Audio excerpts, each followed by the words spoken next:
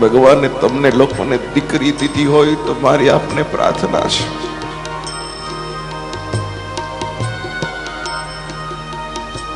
દીકરીને બહુ પ્યાર કરજો, પેટ ભરીને પ્યાર કરજો, દીકરીને તમામ જીદ પૂરી કરજો,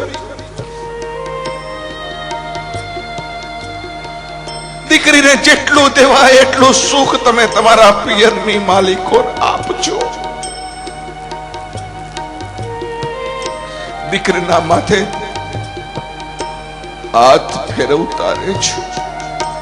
દીકરા માટે 2 વાર ઓછો હાથ ફેરવજો, પણ આ નિયાણી ઉપર 2 વાર વધારે હાથ ફેરવજો.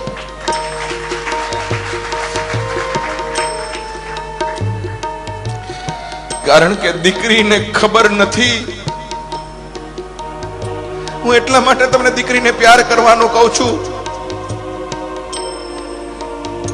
કારણ કે પુરુષ તો જન્મે તો એનું સ્મશાન નક્કી છે કે જ્યાં જન્મો છે ત્યાં જ એને અગ્નિદાહ દેવા હે, પણ દીકરીઓનું તો જન્મ સ્થાન નક્કી છે, પણ દીકરીઓના તો મહાન નક્કી નથી કે એ જન્મી ક્યાં ને એને અગ્નિદાહ ક્યાં દેવાનો છે. દીકરીઓની જિંદગીમાં કેટલી ભલી કેટલી ભોળી.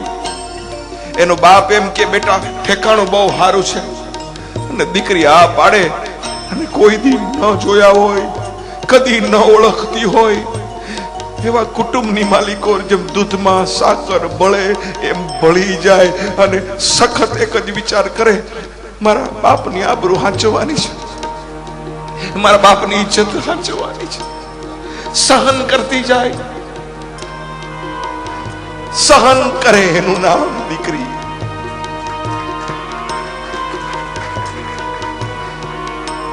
આપણા ઘરમાં દીવો કરે એનું નામ દીકરો, પણ કોકના કુટુંબની માલિકો જઈને દીવા કરે એનું નામ દીકરી છે, એટલું યાદ રાખજો. એવી દીકરીને કોઈ મહેરબાની કરીને પાણો નહીં કેતા. એવી દીકરીને મહેરબાની કરી કોઈ પથ્થરો નહીં કેતા.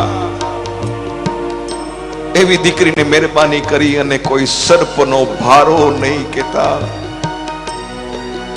તમારે ઘરે